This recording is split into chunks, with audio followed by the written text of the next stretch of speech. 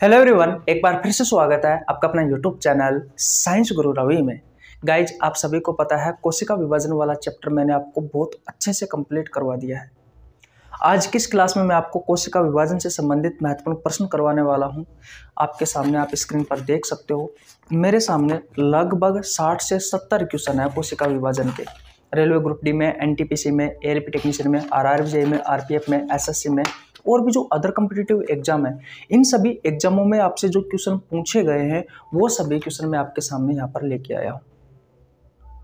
ठीक है, वीडियो को शुरू से लेकर के एंड तक देखना। हमने कम्युनिटी पोस्ट में जो कोशिका विभाजन के जो क्वेश्चन डाले थे वही क्वेश्चन की पीडीएफ मैंने टेलीग्राम चैनल पर डाल दी थी और उसी पीडीएफ को मैं यहाँ पर सोल्व करवाने वाला हूँ। एक ही क्लास में मैं आपको जितने भी क्वेश्चन करवाए थे, 60 से 70 क्वेश्चन की पीडीएफ थी, वो सभी क्वेश्चन मैं यहाँ पर आपको एक एक करके सोल्व करवाने वाला हूँ। बस वीडियो को शुरू से लेकर के एंड तक देखना। बिल्कुल आसान भाषा में सिखाने वाला हूँ। एक एक क्वेश्चन आपको बहुत अच्छे से समझ में आएगा। चैनल पर नए तो चैनल को जरूर सब्सक्राइब कर लेना, बेल आइकन को प्रेस कर लेना ताकि आपके पास हमारी वीडियो का नोटिफिकेशन टाइम टू टाइम पहुँच सके। चलिए आज की क्लास की शुरुआत करते हैं। सबसे पहले मैं ऊपर हेडिंग लगा देता हूँ कि कोशिका विभाजन से संबंधित महत्वपूर्ण प्रश्न। कोशिका विभाजन से संबंधित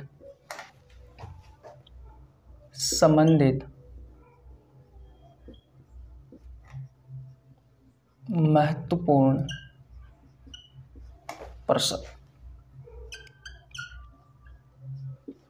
ठीक है,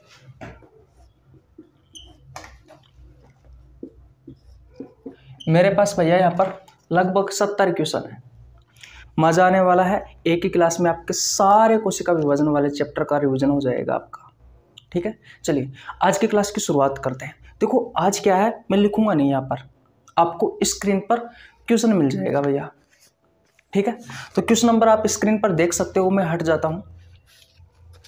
जाता हूं मैं। देख लीजिए क्वेश्चन आपके सामने स्क्रीन पर होगा भैया। क्वेश्चन नंबर 1 कह रहा है कि पुरानी कोशिकाओं से विभाजन द्वारा नई कोशिकाओं के निर्माण की क्रिया क्या कहलाती है। ये क्वेश्चन नंबर 1 का सॉल्यूशन देख लीजिए भैया। क्वेश्चन कह रहा है आपसे कि जो पुरानी कोशिका होती है उन पुरानी कोशिकाओं से विभाजन द्वारा नई कोशिकाओं के निर्माण की क्रिया क्या कहलाती है। भाई जो पुरानी कोशिका है, मान लीजिए पुरानी कोशिका है, ये क्या है, ये पुरानी कोशिका है। और पुरानी कोशिका को हम क्या कहते हैं, मात्र कोशिका। मात्र कोशिका कहते हैं। ठीक है, फिर कह रहा है पुरानी कोशिकाओं से विभाजन द्वारा, अरे भाई इसका मान लीजिए विभाजन हो गया और इससे नई कोशिका बन गई। ये क्या है, ये नई कोशिका है। और नई कोशिकाओं को हम क्या कहते हैं, पुत्री या फिर संतति कोशिका। ठीक है, तो आपसे कह रहा है कि इस प्रक्रिया को क्या कहते हैं, ये आपसे क्वेश्चन में पूछा गया है।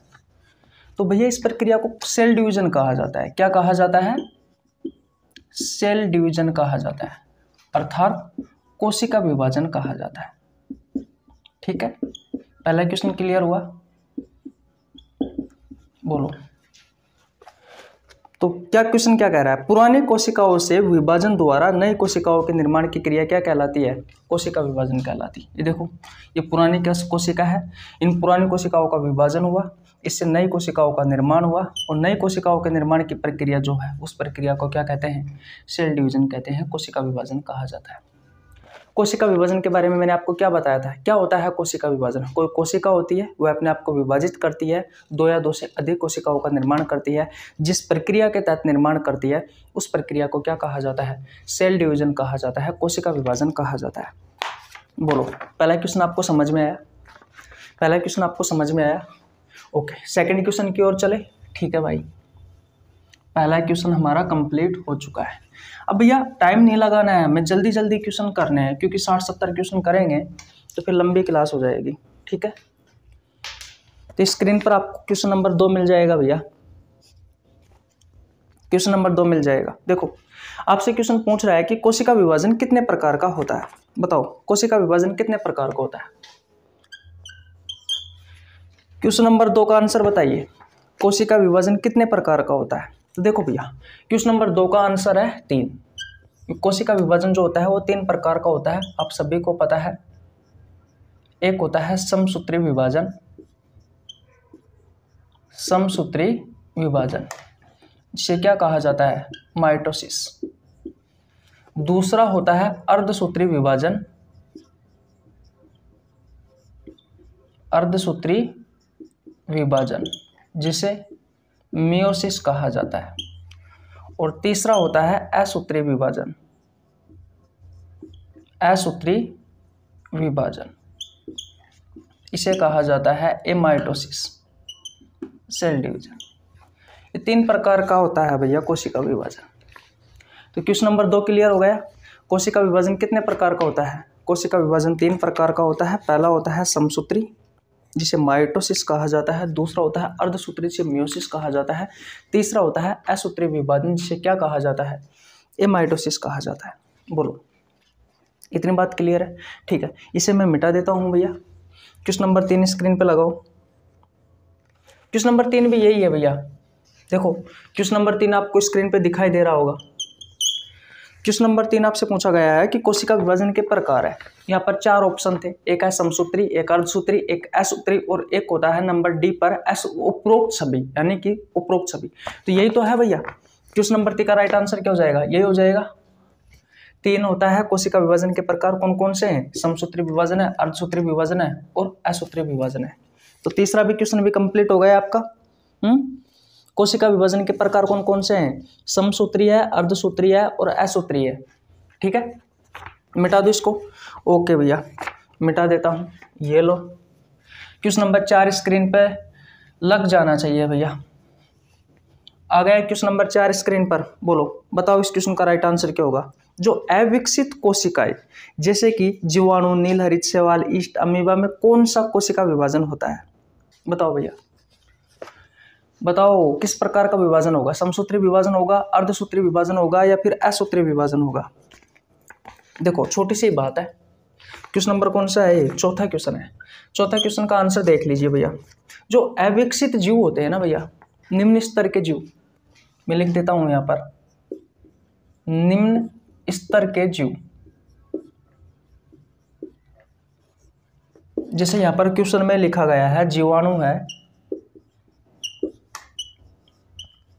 नीलहरित शैवाल है, इसके अलावा ईस्ट है, अमीबा है। तो ये सब निम्न स्तर के जीव है भैया, या फिर अविकसित जीव भी कह सकते हो आप इन्हें, अविकसित जीव। ठीक है, तो इन सब में किस प्रकार का विभाजन होता है? इन सब में होता है भैया असूत्री विभाजन, असूत्री विभाजन। ठीक है, एमाइटोसिस। बोलो, किसी को प्रॉब्लम यहाँ तक? जल्दी बताओ, नहीं होनी चाहिए। देखो रिवीजन फास्ट करोगे तभी काम चलेगा भैया। तो क्वेश्चन नंबर 4 क्लियर हो गया। अविकसित कोशिकाएं जैसे कि जीवाणु, नीलहरित शैवाल, ईस्ट, अमीबा में कौन सा कोशिका विभाजन होता है? असूत्री विभाजन होता है भैया। स्क्रीनशॉट ले लीजिए। क्वेश्चन नंबर 5वां देख लेना भैया। क्वेश्चन नंबर 5 आपको स्क्रीन पर दिखाई दे रहा होगा। मनुष्य में कौन सा कोशिका विभाजन होता है? बताओ, मनुष्य में कौन सा कोशिका विभाजन होता है? भाई मनुष्य में याद रखना 2 प्रकार के कोशिका विभाजन होता है। एक होता है समसूत्री विभाजन, और समसूत्री जो विभाजन होता है ना, ये होता है भैया आपकी कायिक कोशिकाओं में, जो आपके शरीर का निर्माण करती है। कायिक कोशिका जो आपके शरीर की मरम्मत में सहायक होती है, ये समसूत्री विभाजन जो होता है ये कायिक कोशिकाओं में होता है। ठीक है, और जो नष्ट हुई कोशिका है उनके मरम्मत में भी यही समसूत्री विभाजन होता है। तो कायिक कोशिकाओं में किस प्रकार का विभाजन होता है? समसूत्री विभाजन होता है। और जो अंडाणु और जो शुक्राणु है, युग्मक के निर्माण में किस प्रकार का विभाजन होता है? युग्मक के निर्माण में, अरे भाई जो अंडाणु है फीमेल में और मेल में जो शुक्राणु है, इनके निर्माण में किस प्रकार का विभाजन होगा? अर्धसूत्री विभाजन होगा। तो भाई हमारे शरीर में याद रखना 2 प्रकार का विभाजन होता है। एक होता है समसूत्री विभाजन और दूसरा होता है अर्धसूत्री विभाजन। पहला होता है समसूत्री विभाजन, दूसरा होता है अर्धसूत्री विभाजन। ठीक है। समसूत्री विभाजन हमारी कायिक कोशिकाओं में होता है और शुक्राणु और जो अंडाणु है इनके निर्माण में अर्धसूत्री विभाजन होता है। याद रखना, असूत्री विभाजन हमारे जैसे जीवों में नहीं होता है, हम विकसित जीवों में आते हैं, उच्च स्तर के जीव है, हम उच्च स्तर के प्राणी हैं। तो निम्न स्तर के जीवों में असूत्री विभाजन होता है। मनुष्य के बारे में पूछा जाए कि मनुष्य में किस प्रकार का विभाजन होता है, तो समसूत्री विभाजन भी होता है और अर्धसूत्री विभाजन भी होता है। ठीक है, स्क्रीनशॉट ले लीजिए। 5 क्वेश्चन कंप्लीट हो गए आपके, जल्दी जल्दी देख लो यार भैया। देखो क्वेश्चन नंबर 6, मिटा दो इसको। हाँ, मिटाऊं क्या, यहाँ पर ये लिखा हुआ है। क्वेश्चन नंबर 5 था भैया, ये क्वेश्चन नंबर 6 है। क्वेश्चन नंबर 6 आपको स्क्रीन पर दिखाई दे रहा होगा। क्वेश्चन पूछ रहा है कि कोशिका विभाजन कायिक कोशिकाओं में होता है, सॉरी कौन सा विभाजन कायिक कोशिकाओं में होता है, ये आपसे क्वेश्चन पूछ रहा है। क्वेश्चन नंबर 6 आपको स्क्रीन पर दिखाई दे रहा होगा। इसमें क्वेश्चन पूछा गया है कि कौन सा विभाजन कायिक कोशिकाओं में होता है। कायिक कोशिका जो हमारी काया का निर्माण करती है, जैसे कि आपकी स्किन हो गई, यानी कि त्वचा हो गई, ये कायिक कोशिका है। आपके नाखून हो गए,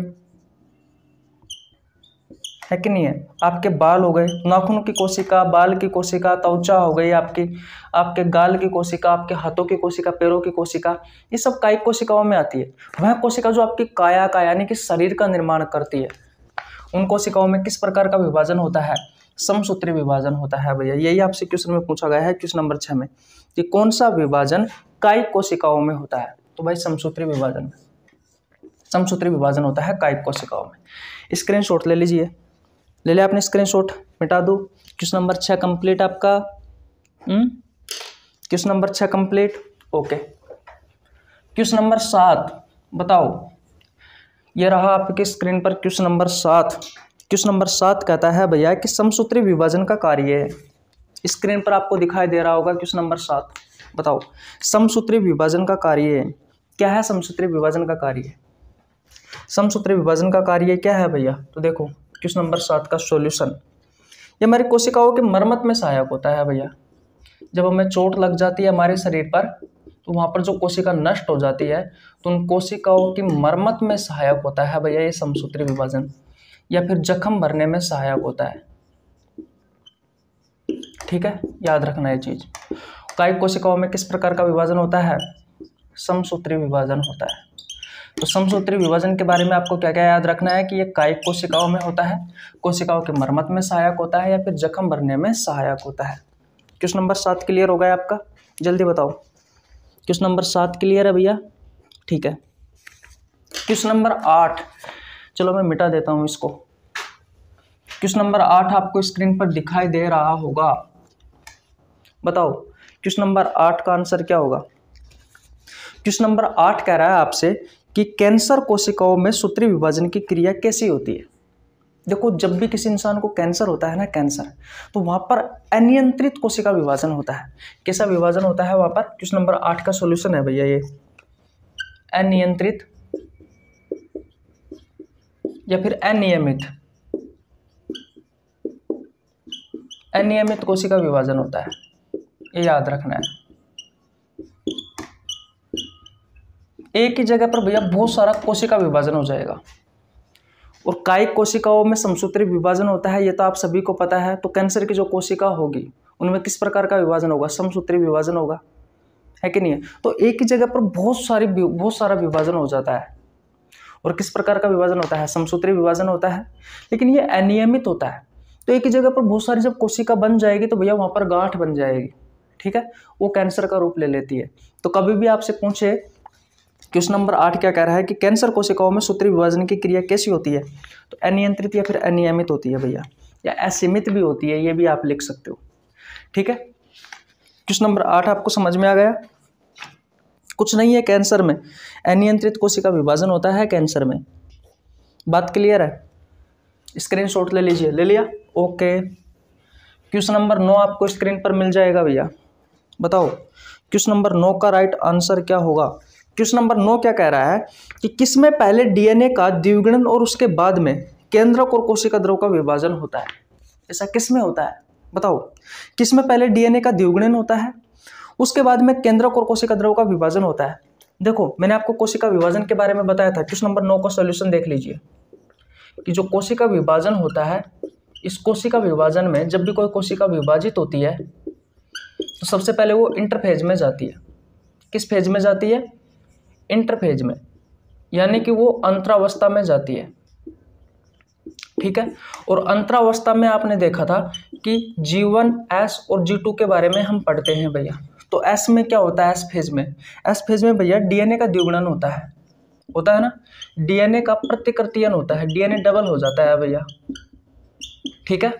उसके बाद में जब ये इंटरफेज के बाद में इंटरफेज कंप्लीट हो जाता है, यानी कि G1, S, G2 कंप्लीट हो जाता है, उसके बाद में केंद्रक द्रव का विभाजन होता है जिसे आप कैरियोकाइनेसिस कहते हो। केंद्रक द्रव्य का विभाजन होता है, ठीक है, जिसे आप क्या कहते हो? जिसे आप कैरियोकाइनेसिस कहते हो। बात क्लियर है? ठीक है। क्या होता है? केंद्रक द्रव्य का विभाजन होता है। और उसके बाद में केंद्रक द्रव्य के विभाजन के बाद में कोशिका द्रव्य का विभाजन होता है। कोशिका द्रव्य का क्या होता है? विभाजन होता है। और कोशिका द्रव्य विभाजन को क्या कहा जाता है? साइटोकाइनेसिस। ठीक है। तो आपसे क्वेश्चन नंबर 9 में यही दिया गया है कि किसमें पहले डीएनए का द्विगुणन और उसके बाद केंद्रक और कोशिका द्रव्य का विभाजन होता है। तो भैया कोशिका विभाजन में ही होता है, आप देख सकते हो। सबसे पहले इंटरफेज में डीएनए का द्विगुणन, यानी कि डीएनए डबल हुआ, डीएनए का प्रतिकृति रेप्लिकेशन, उसके बाद में केंद्रक द्रव का विभाजन, उसके बाद में कोशिका द्रव का विभाजन। ये सारी प्रोसेस किस में होती है? कोशिका विभाजन में होती है। क्वेश्चन नंबर 9 कंप्लीट आपका। ठीक है। क्वेश्चन नंबर 9 कंप्लीट हो गया। किसी को प्रॉब्लम? जल्दी बताओ भैया, कमेंट बॉक्स में बता सकते हो किसी को कोई प्रॉब्लम हो तो। बिल्कुल नहीं होनी चाहिए। स्क्रीनशॉट ले लीजिए। क्वेश्चन नंबर 10 देखिए। मजा आ रहा है? इससे टाइम कम लगता है ना। देखो ये मैं जितने भी क्वेश्चन करवा रहा हूँ इसकी पीडीएफ में ऑलरेडी टेलीग्राम चैनल पर डाल चुका, तो टेलीग्राम चैनल ज्वाइन कर लेना मेरे भाई टेलीग्राम चैनल ज्वाइन कर लेना। क्वेश्चन नंबर 10 आपको स्क्रीन पर दिखाई दे रहा होगा। क्वेश्चन नंबर 10, क्वेश्चन नंबर 10 भैया देखो क्वेश्चन नंबर 10 क्या कहता है? क्वेश्चन नंबर 10 कहता है कि समसूत्री विभाजन की खोज किसने की थी? देखो भैया 3 क्वेश्चन है यहाँ से। समसूत्री विभाजन की खोज, तो समसूत्री की खोज किसने की थी? समसूत्री विभाजन की खोज की थी भैया फ्लेमिंग ने। मैंने आपको कोशिका विभाजन 3 प्रकार का बताया है, एक समसूत्री, दूसरा मैंने आपको बताया है अर्धसूत्री। अर्धसूत्री विभाजन की खोज किसने की थी? हर्टविग ने। और एक है असूत्री विभाजन, तो असूत्री विभाजन की खोज किसने की है? रीमेक ने। ये 3 वैज्ञानिक याद रखने हैं। समसूत्री विभाजन की खोज फ्लेमिंग ने, अर्धसूत्री विभाजन की खोज हर्टविग ने और असूत्री विभाजन की खोज रीमेक ने की है। तो क्वेश्चन नंबर 10 क्लियर हो गया? जल्दी बताओ। ठीक है, स्क्रीनशॉट ले लीजिए। ले लिया आपने? क्वेश्चन नंबर 10 का राइट आंसर क्या होगा? फ्लेमिंग होगा भैया। स्क्रीनशॉट ले लिया? Okay. Question number 11, question number 11, question number 11 आपको स्क्रीन पर दिखाई दे रहा होगा। क्वेश्चन नंबर 11 कहता है भैया अर्धसूत्री कोशिका विभाजन किस में होता है? देखो भैया अर्धसूत्री कोशिका विभाजन किस में होता है? जल्दी बताओ, अर्धसूत्री कोशिका विभाजन किस में होता है? अरे भाई मैं आपको पहले भी बता चुका कि जो अर्धसूत्री विभाजन है, ये अर्धसूत्री विभाजन किस में होता है? ये होता है मेरे भाई जनन कोशिकाओं में। किस में होता है?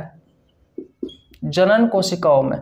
मैं फास्ट आपका रिवीजन इस वजह से करवा रहा हूं क्योंकि इस चैप्टर को मैं पहले कंप्लीट पढ़ा करके आ चुका, कम से कम 8 से 10 क्लासों में। ये तो मैं पीडीएफ का मैंने सोचा मैं कि यार पीडीएफ का रिवीजन करवा देते हैं। ठीक है, तो क्वेश्चन नंबर 11 का आंसर क्या होगा? जनन कोशिका। युग्मक, जनन कोशिका वह कोशिका होती है जो जनन में सहायक होती है। शुक्राणु और अंडाणु, उनके निर्माण की बात हो रही है। मैं आपको पहले भी बता करके आ चुका भैया, अर्धसूत्री विभाजन होता है जनन कोशिकाओं में। स्क्रीनशॉट ले लीजिए। ले लिया? ओके। क्वेश्चन नंबर 12 देखो भैया। क्वेश्चन नंबर 12 आपको स्क्रीन पर दिखाई दे रहा होगा। क्वेश्चन नंबर 12 कहता है कि अर्धसूत्री कोशिका विभाजन कितने भागों में बांटा गया है? बटा होता है। तो क्वेश्चन नंबर 12 का राइट आंसर होगा भैया 2। देखो एक होता है अर्धसूत्री प्रथम विभाजन, एक होता है अर्धसूत्री प्रथम विभाजन। ठीक है, अर्धसूत्री प्रथम विभाजन के बारे में मैं आपको बता देता हूं। सबसे पहले केंद्रक द्रव का विभाजन होता है जिसे हम कैरियोकाइनेसिस कहते हैं। इसमें सबसे पहले हम पढ़ते हैं भैया कैरियोकाइनेसिस फर्स्ट।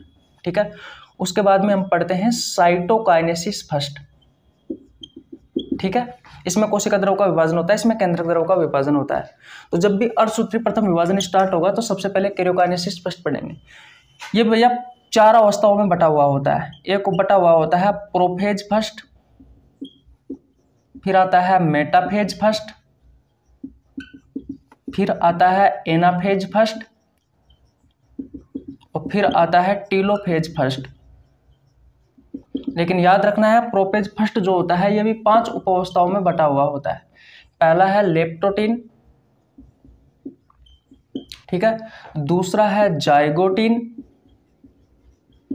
तीसरा है पेकेटीन या पेकेटीन भी लिख सकते हो, चौथा है डिप्लोटीन, और 5वां है डाइकाइनेसिस। ठीक है, तो प्रोफेज फर्स्ट 5 उपावस्थाओं में बटा हुआ होता है, लेप्टोटीन, जाइगोटीन, पेकेटीन, डिप्लोटीन, डाइकाइनेसिस। उसके बाद में मेटाफेज फर्स्ट, फिर एनाफेज फर्स्ट, फिर टेलोफेज फर्स्ट, उसके बाद में साइटोकाइनेसिस फर्स्ट आता है। ठीक है, अर्धसूत्री प्रथम विभाजन जैसे ये समाप्त होगा तो उसके बाद में स्टार्ट होगा भैया अर्धसूत्री सेकंड विभाजन। अर्धसूत्री सेकंड विभाजन, इसमें भी सेम यही है। पहले आएगा कैरियोकाइनेसिस जिसमें केंद्रक द्रव का विभाजन होगा, लेकिन यहाँ पर जो कैरियोकाइनेसिस है वो सेकंड होगा भैया। उसके बाद में आएगा साइटोकाइनेसिस, यहाँ पर भी जो साइटोकाइनेसिस होगा वो सेकंड होगा। याद रखना कैरियोकाइनेसिस सेकंड जो होता है ये भैया 4 उपावस्थाओं में बटा हुआ होता है। पहला होता है प्रोफेज सेकंड, दूसरा होता है मेटाफेज सेकंड, तीसरा होता है एनाफेज सेकंड, और चौथा होता है टीलोफेज सेकंड। जब ये कंप्लीट हो जाएंगे फिर साइटोकाइनेसिस सेकंड आएगा। इसी तरीके से जो अर्धसूत्री विभाजन है भैया वो 2 भागों में बटा हुआ होता है। पहला होता है अर्धसूत्री प्रथम विभाजन, दूसरा होता है अर्धसूत्री सेकंड विभाजन।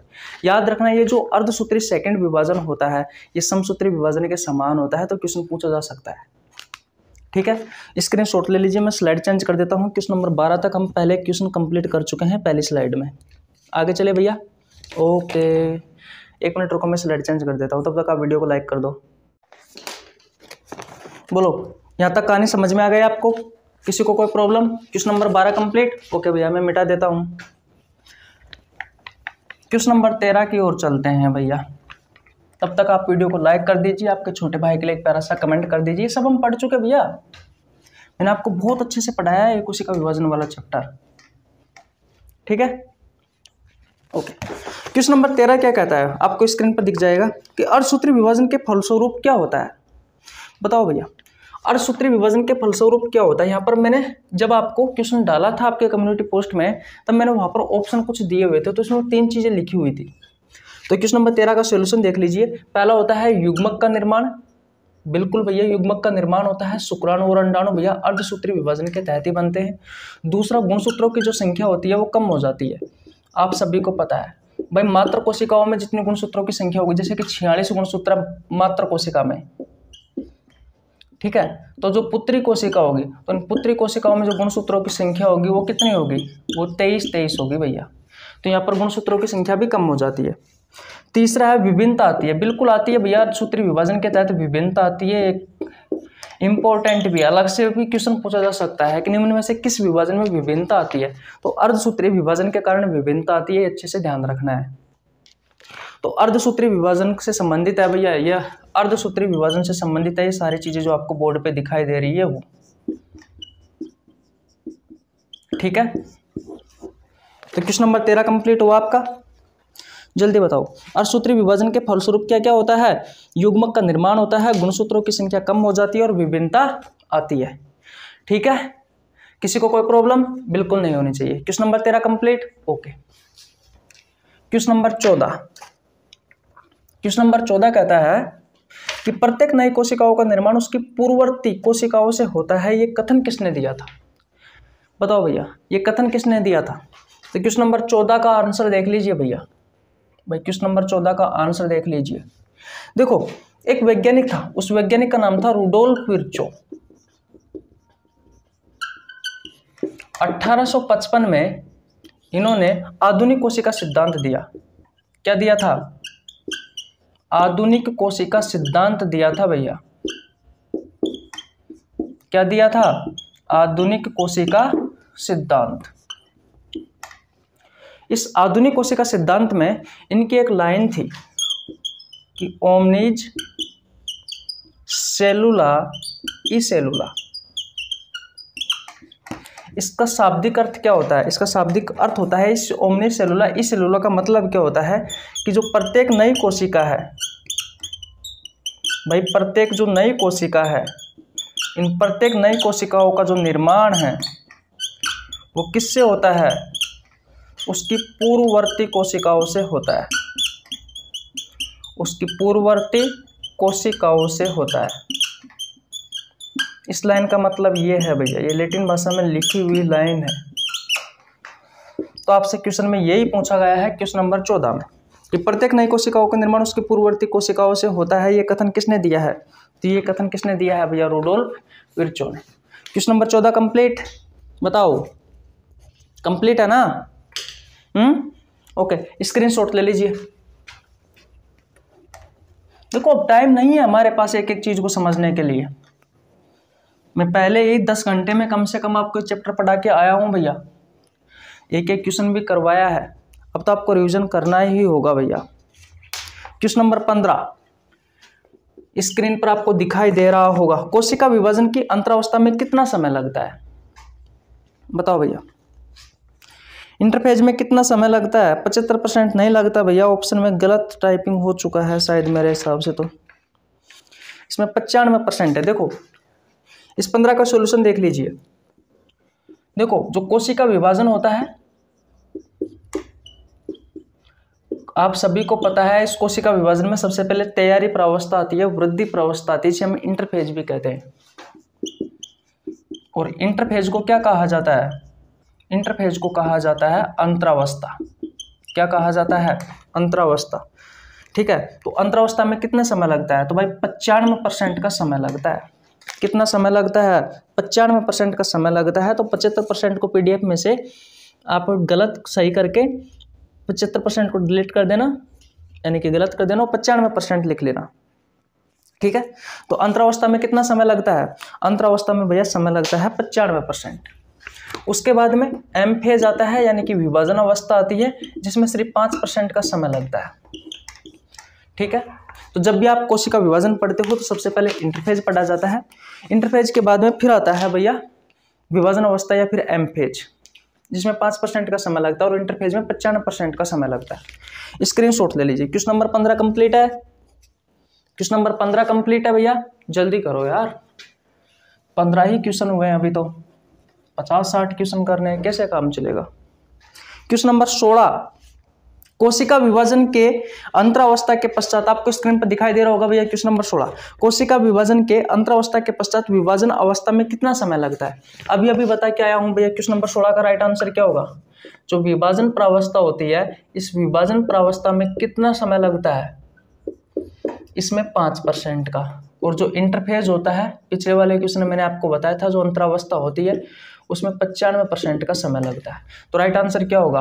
5% होगा भैया। क्वेश्चन नंबर 16 का राइट आंसर क्या होगा? 5%। ठीक है, इतनी बात क्लियर है? स्क्रीनशॉट ले लीजिए।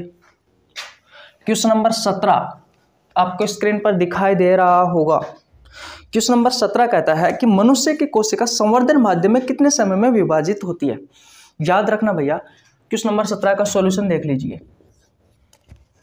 कि मनुष्य की जो कोशिका होती है वो संवर्धन माध्यम यानी कि कल्चर मीडिया में कितने समय में विभाजित होती है? तो मेरे भाई 24 घंटे में विभाजित होती है।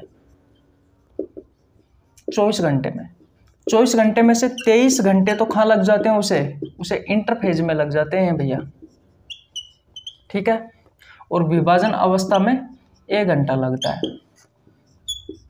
ये याद रखना है, इंपॉर्टेंट है। तो क्वेश्चन नंबर 17 क्लियर हो गया आपका? बोलो।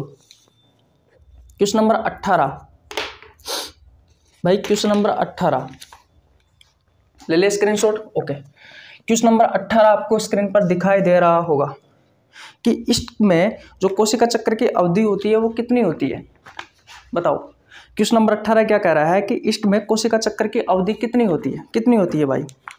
ये याद रखना, क्वेश्चन नंबर 18 का आंसर बता देता हूं मैं कि जो ईस्ट होता है ना, ईस्ट, ठीक है, इसमें 90 मिनट का समय लगता है कोशिका चक्कर में। यानी कि एक कोशिका पूरी तरीके से विभाजित होने में कितने मिनट का समय लगाती है? 90 मिनट का समय लगाती है। और अगर भैया जीवाणु की कोशिका हुई तो जीवाणु की जो कोशिका होती है उसमें कितना समय लगता है? उसमें 20 मिनट का समय लगता है। ठीक है, तो ये क्वेश्चन नंबर 19 का आंसर है। क्वेश्चन नंबर 19 आपको स्क्रीन पर दिखाई दे रहा होगा। यहाँ पर क्वेश्चन नंबर 19 कह रहा है कि जीवाणु में कोशिका चक्र की अवधि कितनी होती है? तो जीवाणु में कोशिका चक्र की अवधि होती है भैया 20 मिनट। और क्वेश्चन नंबर 18 कहता है कि ईस्ट में कोशिका चक्र की अवधि कितनी होती है? तो 90 मिनट। ठीक है, बात क्लियर है?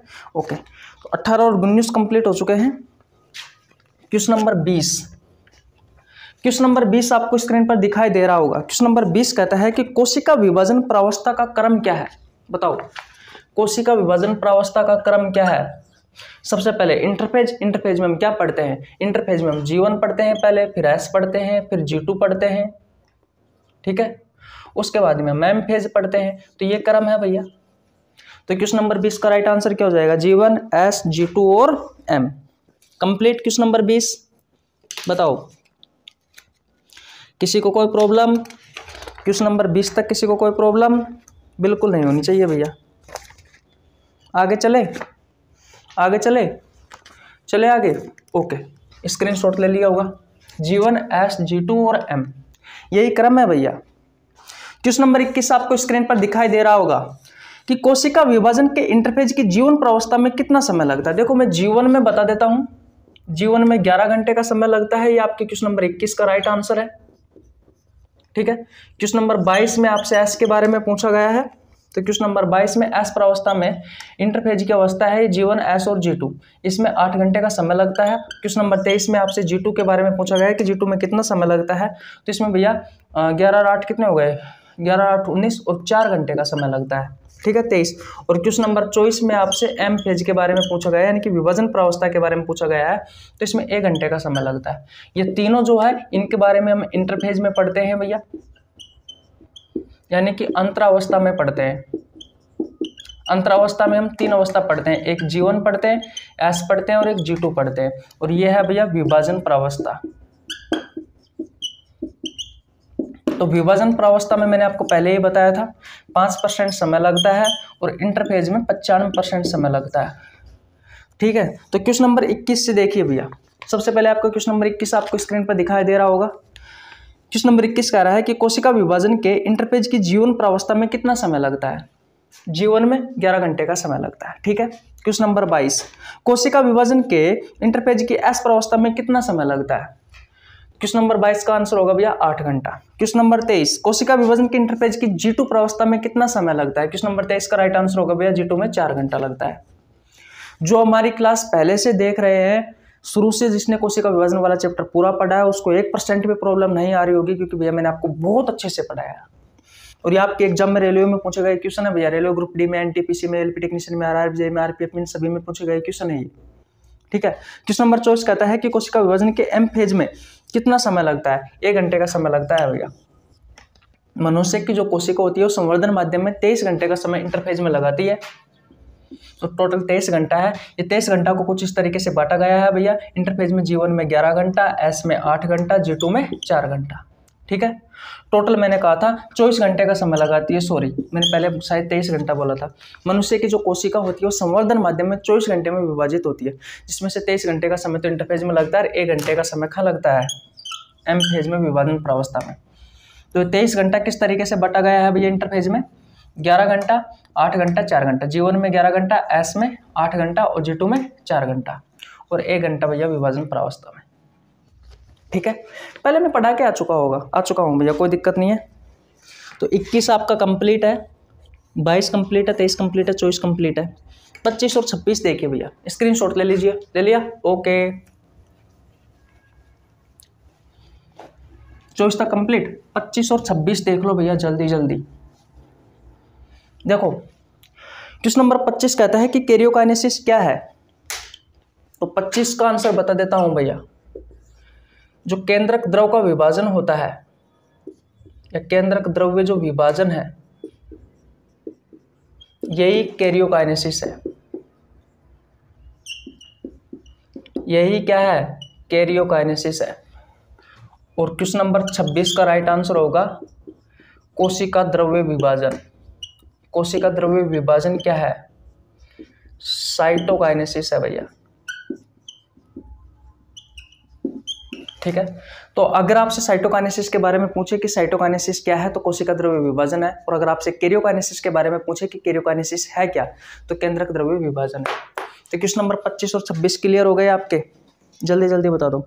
कंप्लीट है? ओके भैया, जुड़े रहना। देखो अब अच्छे अच्छे क्वेश्चन है, ये तो बिल्कुल इजी क्वेश्चन है भाई, इनके आंसर तो आपको आते होंगे। अगर आपने हमारी वीडियो देखी है तो आपको तो मैंने रटा दिया है भैया ये सारी चीज़ें, तो कोई दिक्कत वाली बात नहीं है। ये तो हम शुरुआत के 3-4 क्लासों में पढ़ के आ चुके हैं भैया। लास्ट की जो 5-6 क्लासें हैं अब उनसे संबंधित क्वेश्चन आएगा, पता चलेगा आपको आपने कितना पढ़ा है कितना नहीं पढ़ा है। स्क्रीनशॉट ले लीजिए। ले लिया? ओके, मिटा दूँ? ओके, चलो 27 क्वेश्चन की ओर। 27 क्वेश्चन आपको स्क्रीन पर दिखाई दे रहा होगा कि मानव शरीर की कुछ कोशिकाएं हैं भैया जो विभाजन नहीं करती किंतु वृद्धि करती है, यानी कि वो इंटरफेज में जाती है लेकिन विभाजन प्रावस्था यानी कि एमफेज जो है उस एमफेज में नहीं पहुंच पाती है। वो कौन कौन सी है? वो है भैया क्वेश्चन नंबर 27 का राइट आंसर होगा हृदय की कोशिका। हृदय की कोशिका भैया याद रखना विभाजन नहीं करती है। और है न्यूरॉन, ये मस्तिष्क की कोशिका है भैया। ठीक है, तो ये 2 कोशिका है जो भैया विभाजन नहीं करती है परंतु वृद्धि करती है। ये इंटरफेज में जाती है, इन कोशिकाओं में वृद्धि होती है लेकिन इनका विभाजन नहीं होता है। ठीक है, बात क्लियर है? यहाँ तक किसी को प्रॉब्लम बिल्कुल नहीं होनी चाहिए। स्क्रीनशॉट ले लीजिए। ले लिया? ओके, ठीक है। 28 क्वेश्चन आपको स्क्रीन पर दिखाई दे रहा होगा भैया। अब देखो मैं कुछ चीजें बता देता हूं ताकि आपका एक बार में ही भैया क्वेश्चन हो जाए। देखो ध्यान से समझना, इंपॉर्टेंट चीजें जो लाइनें लिखवा रहा हूं यहां से आपके बहुत सारे क्वेश्चन क्लियर होंगे, याद रखना। इंटरफेज जो होता है ना, इंटरफेज इस इंटरफेज की 3 अवस्था होती है। एक होती है G1, एक होती है S और एक होती है G2। इस G1 में क्या होता है कि जो कोशिका होती है ना, कोशिका वो उपापचय रूप से सक्रिय हो जाती है भैया विभाजन के लिए। उपापचय रूप से सक्रिय हो जाती है, पहले वृद्धि करती है उसके बाद में विभाजन होता है। और यहाँ पर जो कोशिकांग है उन कोशिकांगों की संख्या में क्या होती है? वृद्धि होती है। देखो जब भी कोई कोशिका विभाजन करती है तो उससे पहले इंटरफेज में जाती है, तैयारी अवस्था में जाती है। जैसे कि हम एग्जाम देने जाते हैं तो एग्जाम देने से पहले हम तैयारी करते हैं, वैसे ये कोशिका भी विभाजन के लिए तैयार होती है भैया पहले। तभी तो मैंने कहा था कि 95% का समय लेती है तैयारी प्रावस्था में, से हम इंटरफेज या अंतरावस्था भी कहते हैं। तो जीवन में ये 2 चीजें आपको याद रखनी है। कोशिका उपापचय रूप से सक्रिय होती है, कोशिकांगों की संख्या में वृद्धि होती है, और बहुत सारी चीजें होती है लेकिन उनके बारे में हमें नहीं पढ़ना है। जो हमारे एग्जाम में आता है वही, और उनके बारे में सब में लिखा के आ चुका भैया आपको क्या क्या होता है। एस प्रावस्था में क्या होता है? तो डीएनए का प्रतिकृतियन होता है, रेप्लिकेशन, प्रतिकृतियन। यहाँ पर डीएनए डबल हो जाता है भैया। ठीक है, यहाँ पर डीएनए का क्या होता है? निर्माण होता है, डीएनए का संश्लेषण होता है, आप ये भी लिख सकते हो। साथ ही साथ में जो तारककाय है वो तारककाय डबल हो जाते हैं। ठीक है, इसके अलावा जो हिस्टोन प्रोटीन है वो हिस्टोन प्रोटीन भी भैया डबल हो जाती है। ठीक है, G2 अवस्था में आपको याद रखना है कि यहाँ पर ट्यूबुलिन प्रोटीन का निर्माण होता है। यहाँ पे क्या याद रखना है आपको कि ट्यूबुलिन प्रोटीन का निर्माण होता है। ट्यूबुलिन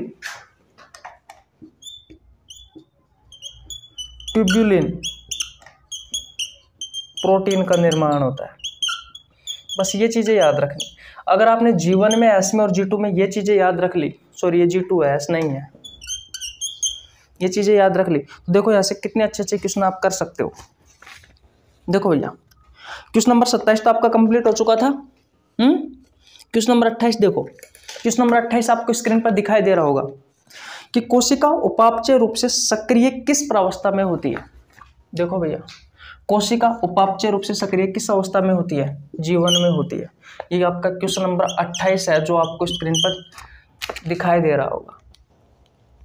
ठीक है, किसी को प्रॉब्लम यहाँ तक बिल्कुल नहीं होनी चाहिए। क्वेश्चन नंबर 28 कंप्लीट है। कोशिका उपापचय रूप से सक्रिय होती है भैया, किसमें? G1 फेज में। ठीक है, ओके। 28 कंप्लीट है, 28 कंप्लीट है। क्वेश्चन नंबर 29 आपको स्क्रीन पर मिल जाएगा। डीएनए का संश्लेषण किस अवस्था में होता है? डीएनए का संश्लेषण, देखो डीएनए का प्रतिकृतियन, डीएनए डबल या डीएनए का संश्लेषण किस अवस्था में होता है? एस फेज में होता है। ये क्वेश्चन नंबर 29 है आपका, ये क्वेश्चन नंबर 29 है आपका, ये क्वेश्चन नंबर 29 है आपका। ठीक है, ओके। क्वेश्चन नंबर 30 को छोड़ दो भैया, ये आपके काम का नहीं है, ये नीट वगैरह में पूछा जाता है। क्वेश्चन नंबर 30 को छोड़ दो, ठीक है भाई। उसके अलावा और भी है क्या कुछ? हाँ चलो, क्वेश्चन नंबर 35 में भी है, चलो वो आगे मैं आपको करवा दूंगा। स्क्रीनशॉट ले लीजिए, ले लिया आपने स्क्रीनशॉट? ओके। 29 तक क्वेश्चन कंप्लीट हो गए ना आपके? क्वेश्चन नंबर 29 तक क्वेश्चन कंप्लीट है। क्वेश्चन नंबर 29 तक आपको किसी को कोई प्रॉब्लम बिल्कुल नहीं होनी चाहिए। ठीक है भाई। क्वेश्चन नंबर 30 मैंने छोड़ने के लिए कहा है। क्वेश्चन नंबर 31 देखिए, क्वेश्चन नंबर 31 आपको स्क्रीन पर दिखाई दे रहा होगा। क्वेश्चन नंबर 31 कहता है कि जो जंतु कोशिका होती है, उस जंतु कोशिकाओं में कोशिका द्रव्य विभाजन किस विधि द्वारा होता है? देखो भैया, क्वेश्चन नंबर 31 का राइट आंसर क्या होगा? जंतु कोशिका में भैया खांचन विधि द्वारा होता है, खांचन विधि द्वारा। ठीक है, जंतु कोशिका में, जंतु कोशिका में किसका विभाजन? कोशिका द्रव्य विभाजन। और कोशिका द्रव्य विभाजन को क्या कहा जाता है? साइटोकाइनेसिस। क्या कहा जाता है? साइटोकाइनेसिस। तो क्वेश्चन नंबर 31 आपसे यही कह रहा है भैया कि जंतु कोशिका में कोशिका द्रव्य का जो विभाजन होता है ये किस विधि द्वारा होता है? बताओ, जंतु कोशिका में कोशिका द्रव्य का विभाजन किस विधि द्वारा होता है? आपका राइट आंसर होगा भैया खांचन विधि द्वारा। ठीक है, स्क्रीनशॉट ले लीजिए। Question number 31 complete, okay. Question number 32 की ओर आइए भैया।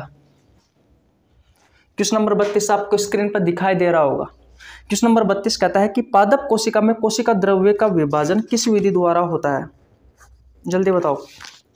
क्वेश्चन नंबर 32 का आंसर देखिए।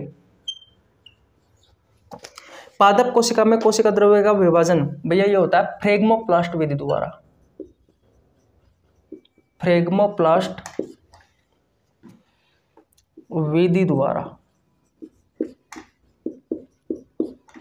ठीक है, किसमें? पादप कोशिका में। किसका? कोशिका द्रव्य विभाजन के बारे में बात कर रहा हूं भैया। और जंतु कोशिका में कोशिका द्रव्य का जो विभाजन होता है वो खांचन विधि द्वारा होता है। और पादप कोशिका में जो कोशिका द्रव्य का विभाजन होता है वो फ्रेगमोप्लास्ट विधि द्वारा होता है। ठीक है, इतनी बात क्लियर है? Complete question number 32। तो क्वेश्चन नंबर 32 आपका कंप्लीट हो चुका है भैया। मैं स्लाइड चेंज कर देता हूं भैया, चलो रुको, एक दो क्वेश्चन तो हो ही जाएंगे। Complete 32 question, okay. Question number 33 आपको स्क्रीन पे दिखाई दे रहा होगा कि जंतु कोशिका में कोशिका द्रव्य विभाजन, कोशिका द्रव्य का विभाजन होता है। जंतु कोशिका में जो कोशिका द्रव्य का विभाजन होता है वो कैसे होता है? आपको ऑप्शन तो नहीं दिखाई दे रहे होंगे भैया, लेकिन मैं बता देता हूँ। क्वेश्चन नंबर 33 का राइट आंसर है, जब भी मैंने आपको ऑप्शन दिए थे तो मैंने आपको बताया था कि बाहर से अंदर की तरफ होता है या अंदर से बाहर की तरफ होता है। तो इसका राइट आंसर होगा बाहर से अंदर, बाहर से अंदर की तरफ। ये इंपॉर्टेंट है। जंतु कोशिका में। और इससे अगला जो 34 नंबर क्वेश्चन है उसमें पूछा गया है कि जो पादप कोशिका में जो कोशिका द्रव्य जो विभाजन होता है वो कैसे होता है? तो वो होता है भैया अंदर से बाहर। ये पादप कोशिका में। तो दोनों क्वेश्चन देख लेना। आपके क्वेश्चन नंबर 33 और 34 यहाँ पर दिखाई दे रहे होंगे। क्वेश्चन नंबर 34 कहता है कि पादप कोशिका में कोशिका द्रव्य का विभाजन होता है। तो कैसे होता है भैया? तो अंदर से बाहर की ओर होता है। भाई पादप कोशिका में जो विभाजन होता है ना कोशिका द्रव्य का, वो अंदर से बाहर की ओर होता है। लेकिन जंतु कोशिका में जब कोशिका द्रव्य का विभाजन होता है तो वो बाहर से अंदर की ओर होता है। देखो ये कोई कोशिका है, तो जब भी कोशिका का विभाजन होगा जंतु कोशिका में कोशिका द्रव का, तो कुछ इस तरीके से होगा, बाहर से अंदर की तरफ होगा भैया, ऐसे होगा भैया, बाहर से अंदर की तरफ। लेकिन जंतु पादप कोशिका की बात करें तो अंदर से बाहर की तरफ होता है भैया, ऐसे। ठीक है, तो ये पता होना जरूरी है। मैंने आपको बहुत अच्छे से समझाया था जब थ्योरी करवाई थी तब। तो हमारे क्वेश्चन नंबर 33 और 34 भी कंप्लीट हो चुके हैं।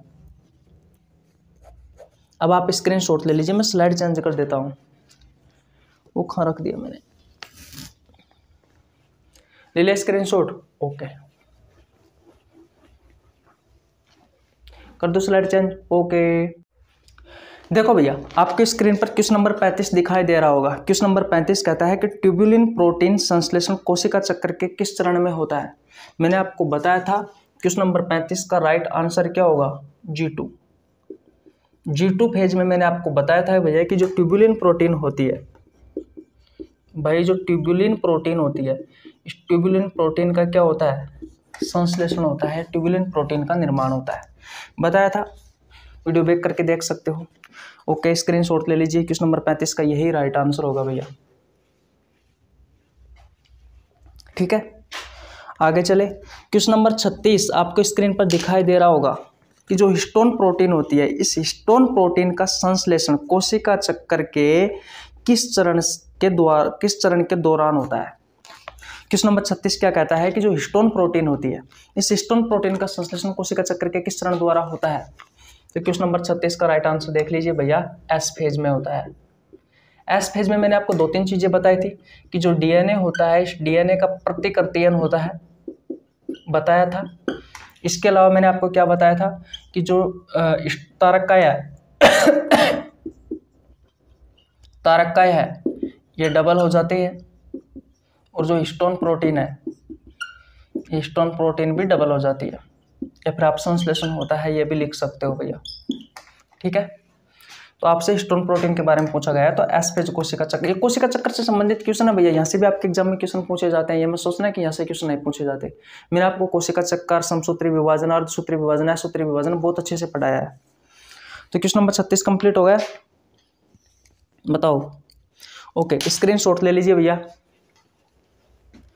क्वेश्चन नंबर 37 देखो, क्वेश्चन नंबर 37 क्या कहता है। क्वेश्चन नंबर 37 कहता है कि बहुकोशिकीय जीवों में वृद्धि के लिए किस विभाजन की आवश्यकता होती है। मैंने आपसे कहा था कि जो एक कोशिकीय जीव है या फिर निम्न स्तरीय जो जीव है उनमें असूत्री विभाजन होता है। ठीक है, जैसे कि मैंने आपको एग्जांपल भी बताया था, अमीबा हो गया, ईस्ट हो गया, जीवाणु हो गया, नीलहरित शैवाल हो गए, इनमें असूत्री विभाजन होता है। लेकिन जो बहुकोशिकीय जीव है, जो बहुकोशिकीय जीव है उसमें किस प्रकार का विभाजन होता है। तो क्वेश्चन नंबर 37 का राइट आंसर क्या होगा, उसमें होता है भैया समसूत्री विभाजन। समसूत्री विभाजन, ठीक है। माइटोसिस, बोलो किसी को कोई प्रॉब्लम यहाँ तक बिल्कुल नहीं होनी चाहिए। तो स्क्रीनशॉट ले लीजिए भैया। भाई जो बहुकोशिकीय जीव है उनकी वृद्धि के लिए कौन सा विभाजन होगा, समसूत्री विभाजन होगा, क्योंकि कायिक कोशिकाओं में तो समसूत्री विभाजन ही होता है। वृद्धि तो इसी के कारण होगी, समसूत्री विभाजन के कारण, अर्धसूत्री विभाजन के कारण थोड़ी ना होगी। अर्धसूत्री विभाजन तो जनन कोशिकाओं के निर्माण में सहायक होता है। स्क्रीनशॉट ले लिया, ओके। तो 37 भी कंप्लीट है आपका, ठीक है भाई। क्वेश्चन नंबर 38 बताओ। क्वेश्चन नंबर 38 आपको स्क्रीन पर दिखाई दे रहा होगा कि गुणसूत्रों की जो बाहरी संरचना है उस बाहरी संरचना का अध्ययन किस अवस्था में करते हो, बताओ। तो भैया क्वेश्चन नंबर 38 का राइट आंसर क्या होगा, मेटाफेज होगा भैया। ये समसूत्री विभाजन से संबंधित क्वेश्चन आ गए। समसूत्री विभाजन में इंटरफेज, मैंने आपको इंटरफेज से संबंधित क्वेश्चन करवा दिए हैं। अब विभाजन प्रावस्था से संबंधित हम क्वेश्चन कर रहे हैं, जिसमें हम प्रोफेज, मेटाफेज, एनाफेज और टेलोफेज से संबंधित क्वेश्चन अब हम देखने वाले हैं। अब जो क्वेश्चन आएंगे वो प्रोफेज, मेटाफेज, एनाफेज और टेलोफेज से आएंगे। तो पहला आपसे क्वेश्चन पूछा गया है क्वेश्चन नंबर 38 कि गुणसूत्रों की जो बाहरी संरचना है, ये इंपॉर्टेंट क्वेश्चन है, याद रखना। गुणसूत्रों की जो बाहरी संरचना है उस बाहरी संरचना का अध्ययन किस अवस्था में कर सकते हो आप, तो मेटाफेज में, जहां पर गुणसूत्र स्पष्ट हो जाते हैं। तो मॉर्फोलॉजी ऑफ क्रोमोसोम के बारे में पूछा जाए तो बता देना भैया मेटाफेज, क्योंकि यहाँ पर गुणसूत्र आपको स्पष्ट रूप से देखने को मिलते हैं। यहाँ पर आप गुणसूत्रों की भारी संरचना का अध्ययन कर सकते हो मेटाफेज अवस्था में, मैंने आपको बताया था। और क्या क्या होता है मेटाफेज में? मध्य पट्टिका का निर्माण होता है, ठीक है, तर्कोतंतु का निर्माण होता है यहीं पर ही मेटाफेज में ही। बात क्लियर है? बोलो, किसी को कोई प्रॉब्लम यहाँ तक? जल्दी बताओ, नहीं है ना? ठीक है, तो गुणसूत्र इसमें मध्य पट्टिका पर आ जाते हैं। मध्य पट्टिका का निर्माण होता है और तर्कोतंतु का निर्माण भी होता है। तर्कोतंतु का निर्माण किस किस के बीच में होता है? तारक काय और काइनेटोकोर के बीच में। पढ़ा के आ चुका पहले, बार बार नहीं बताने वाला, क्योंकि यहाँ पर हमारे क्वेश्चन नहीं होंगे। तो क्वेश्चन नंबर 38 क्लियर है भाई? क्वेश्चन नंबर 38 क्लियर है? क्वेश्चन नंबर 39 के बारे में बताओ, किस अवस्था में गुणसूत्र मध्य पट्टिका पर आ जाते हैं? जल्दी बताओ। क्वेश्चन नंबर 39, 29 नहीं 39 है भैया, 38 के बाद में 39 आएगा, 39 आएगा। क्वेश्चन आपके स्क्रीन पर दिखाई दे रहा होगा। किस अवस्था में गुणसूत्र मध्य पट्टिका पर आ जाते हैं? किस अवस्था में आते हैं? मेटाफेज में ही आते हैं भैया। मैंने अभी आपसे कहा था कि मेटाफेज में क्या क्या होता है, मैं लिखूं क्या? यहाँ पर भैया तर्कोतंतु जो होता है ना, ये तर्कोतंतु तारक काय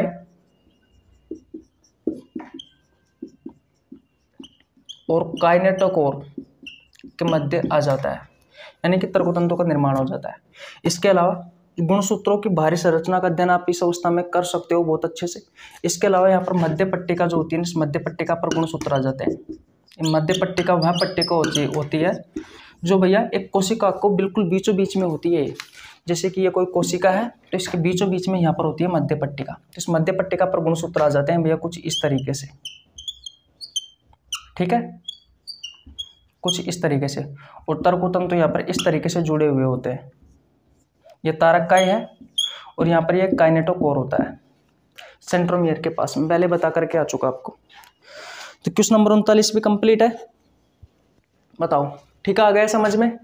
बोलो, क्वेश्चन नंबर 39 आपसे क्या पूछ रहा था? किस अवस्था में गुणसूत्र मध्य पट्टिका पर आ जाते हैं? तो मेटाफेज में आते हैं, पहले बता करके आ चुका। क्वेश्चन नंबर 40 देखो भैया, क्वेश्चन नंबर 40 क्या कहता है कि समसूत्री विभाजन की किस अवस्था में केंद्रक झिल्ली, केंद्रिका और कोशिकांग विलीन होने लगते हैं? देखो भैया, क्वेश्चन नंबर 40 याद रखना, जो 40 है, इस 40 का राइट आंसर होगा प्रोफेज। चाहे वो समसूत्री विभाजन हो, चाहे वो अर्धसूत्री विभाजन हो, जो प्रोफेज होता है, इस प्रोफेज में जो कोशिकांग तो नहीं कह सकते, कोशिकांग भी कह सकते हो, लेकिन जो केंद्रक झिल्ली और जो केंद्रिका होती है वो विलुप्त हो जाती है। और लास्ट एंड फाइनल प्रोफेज के बाद में मेटाफेज आता है, एनोफेज आता है, फिर टेलोफेज आता है। टेलोफेज में वापस उल्टा होता है, वहां पर जो केंद्रक झिल्ली प्रोफेज में विलुप्त हुई थी वो वापस आ जाती है, जो केंद्रिका विलुप्त हुई थी प्रोफेज में वो भैया वापस आ जाती है टेलोफेज में। तो याद रखना, प्रोफेज में क्या होता है? केंद्रक झिल्ली, केंद्रिका विलुप्त, ठीक है। मेटाफेज एनाफेज के बाद में टीलोफेज। तो टीलोफेज में क्या होता है? केंद्रक झिल्ली और जो केंद्रिका है वो वापिस पुनः उत्पन्न हो जाती है।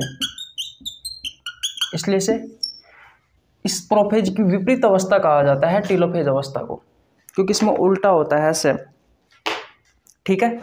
तो क्वेश्चन नंबर 40 कंप्लीट है भैया, क्वेश्चन नंबर 40 कंप्लीट है। समसूत्री विभाजन की किस अवस्था में केंद्रक झिल्ली, केंद्रिका और कोशिकांग विलीन होने लग जाते हैं भैया? तो प्रोफेज में, ठीक है, ओके। क्वेश्चन नंबर 41 की ओर जाते हैं, क्वेश्चन नंबर 41 की ओर जाते हैं।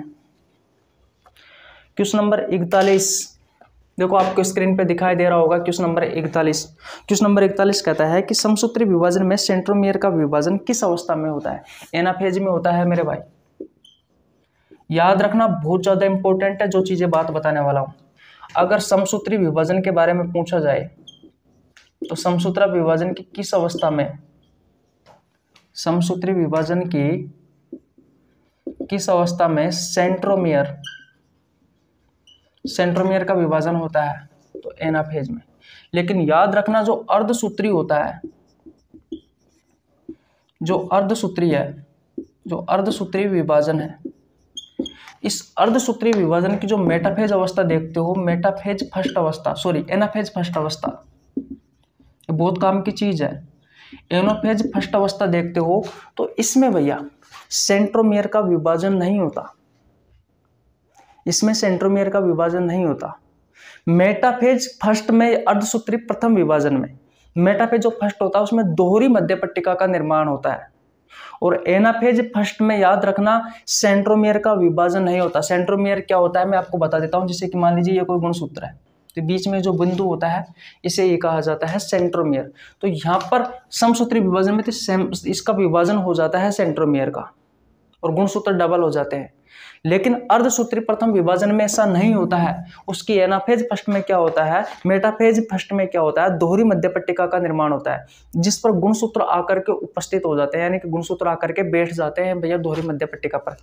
और फिर ये जो मध्य पट्टिका बनती है बीच में, इस तरीके से दोहरी मध्य पट्टिका बनती है कि नहीं है। तो एक गुणसूत्र तो इस पे आ जाएगा और एक गुणसूत्र इस पे आ जाता है। तो यहां से फिर भैया ध्रुवों की ओर जाने लग जाते हैं कौन, ये गुणसूत्र। तो बस इतना याद रखना है कि सेंट्रोमियर का जो विभाजन है वो अर्धसूत्री प्रथम विभाजन में नहीं होता है, क्योंकि यहाँ पर दोहरी मध्य पट्टिका थी जिस पर गुणसूत्र उपस्थित थे, तो वो अपने अपने ध्रुवों की ओर चले जाते हैं गुणसूत्र। ठीक है, समझ में आ गया होगा। क्वेश्चन नंबर 41 कंप्लीट है। बोलो, तो समसूत्री विभाजन में सेंट्रोमियर का विभाजन किस अवस्था में होता है, एनाफेज में होता है भैया। बोलो, यहां तक बात क्लियर है। क्वेश्चन नंबर 41 कंप्लीट है ना। चलो आगे चलते हैं, आगे चलते हैं जल्दी जल्दी यार, अभी तो काफी क्वेश्चन बचे हैं। क्वेश्चन नंबर 42 देखो भैया, किस विभाजन के कारण विभिन्नता आती है। देखो क्वेश्चन नंबर 42 आपको स्क्रीन पर देख रहा होगा कि किस विभाजन के कारण विभिन्नता आती है। मैंने आपको बताया था कि युग्मक का निर्माण अर्धसूत्रीय विभाजन के कारण होता है कि नहीं है। गुणसूत्रों की संख्या कम किस में होती है, अर्धसूत्रीय विभाजन में होती है भैया। और विभिन्नता किसके कारण आती है, अर्धसूत्रीय विभाजन के कारण आती है। दोबारा से देखो बता देता हूं आपको कि अर्धसूत्रीय विभाजन में क्या होता है।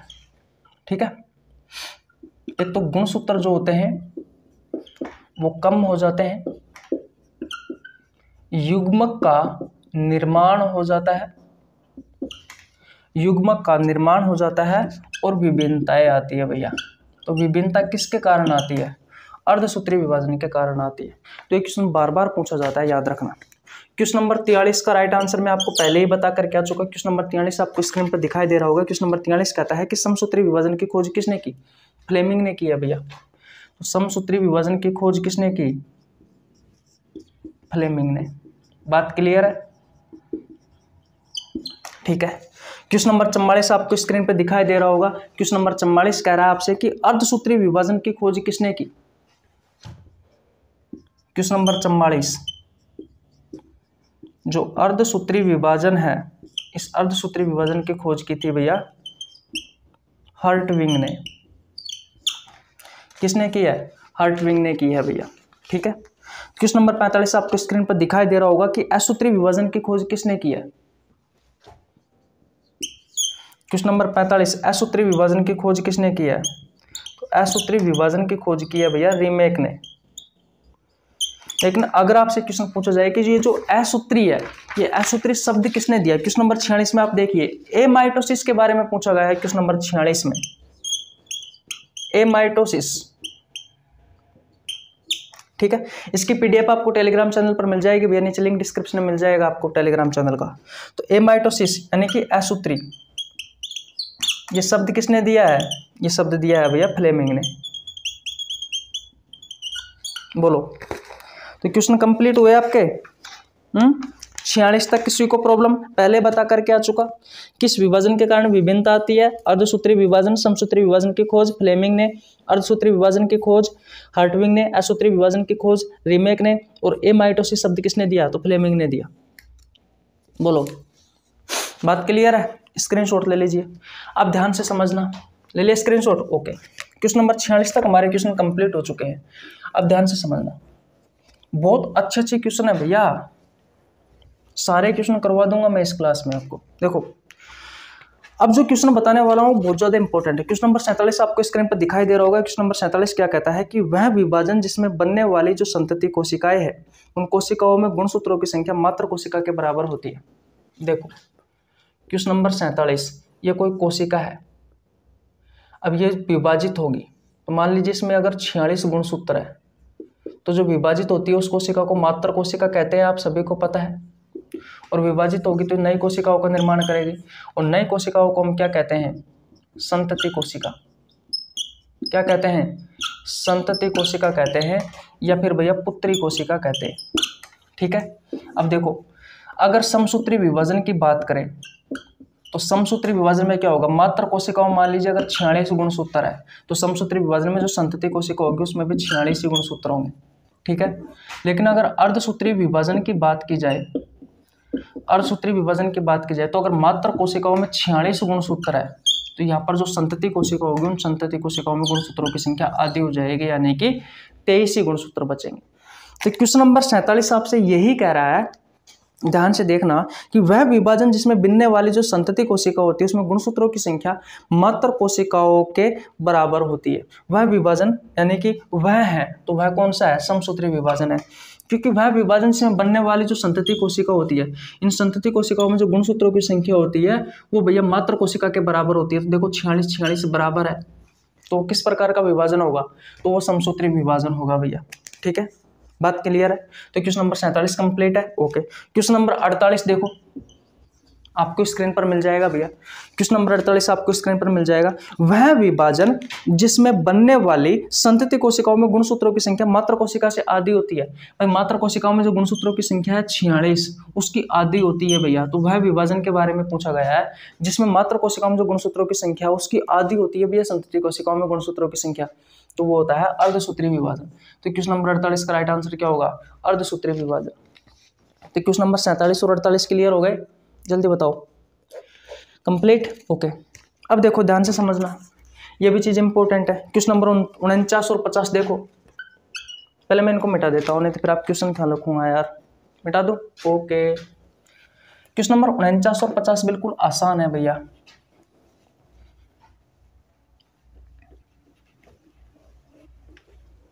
क्वेश्चन नंबर 49 और 50 बिल्कुल आसान है। क्वेश्चन नंबर 49 कहता है आपसे कि समसूत्री विभाजन में एक कोशिकाओं से कितनी कोशिकाओं का निर्माण होता है? तो याद रखना समसूत्री विभाजन में एक कोशिकाओं से 2 कोशिका बनेगी। और मैंने आपको जब थ्योरी पढ़ाई थी ये चैप्टर में तो बहुत अच्छे से आपको बताया था कैसे 2 कोशिकाओं का निर्माण होता है। 49 है भैया। और क्वेश्चन नंबर 50 में आपसे क्वेश्चन पूछा गया है कि जो अर्धसूत्री विभाजन होता है, आपको स्क्रीन पर दिखाई दे रहा होगा क्वेश्चन नंबर 49 और 50, कि अर्धसूत्री विभाजन में एक कोशिका से कितनी अगुणित कोशिकाओं का निर्माण होता है? 4 का होता है भैया। एक कोशिकाओं से 4 कोशिकाओं का निर्माण होता है। किसमें? अर्धसूत्री विभाजन में। ठीक है, किसमें? अर्धसूत्री विभाजन में।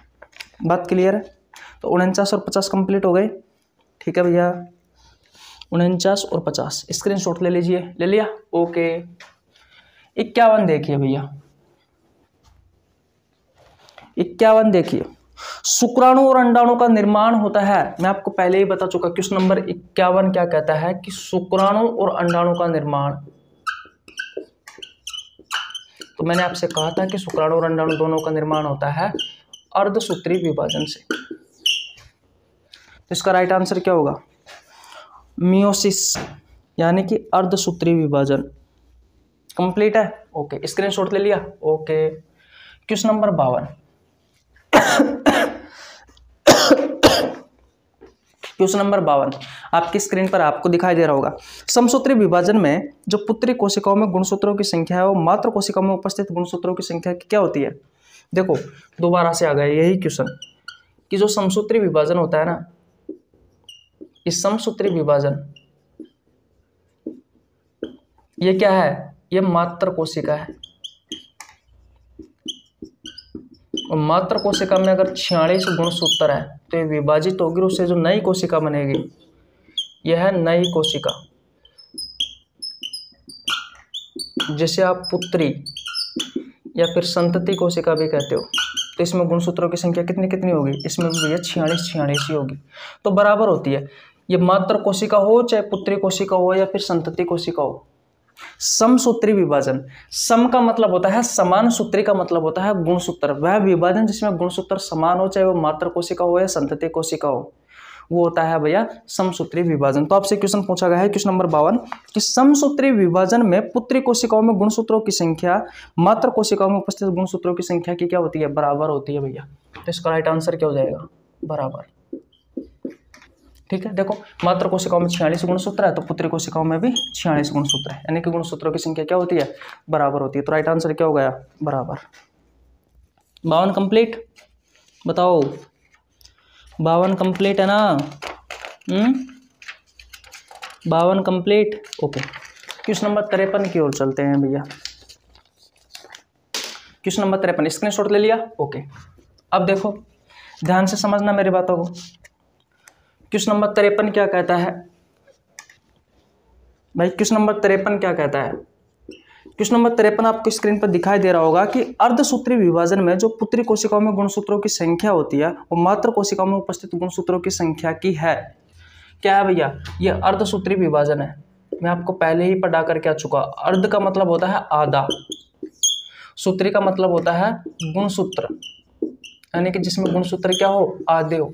तो मात्र कोशिकाओं में अगर 46 गुणसूत्र, तो पुत्री कोशिकाओं में, संतति कोशिकाओं में यहाँ पर गुणसूत्रों की संख्या कितनी होगी, 23 होगी।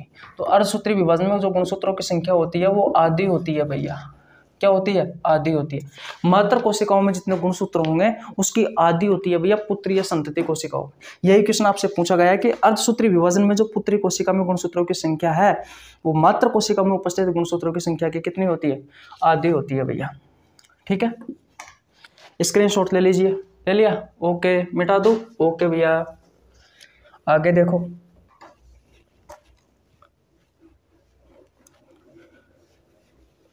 चलो एक क्वेश्चन और करवा देता हूं। देखो क्वेश्चन नंबर 53 देखो, सॉरी 53 तो हो गया ना भाई, क्वेश्चन नंबर 53 हो गया अपना, 53 हो गया। चलो मैं स्लाइड ही चेंज कर देता हूँ, 1 मिनट रुको।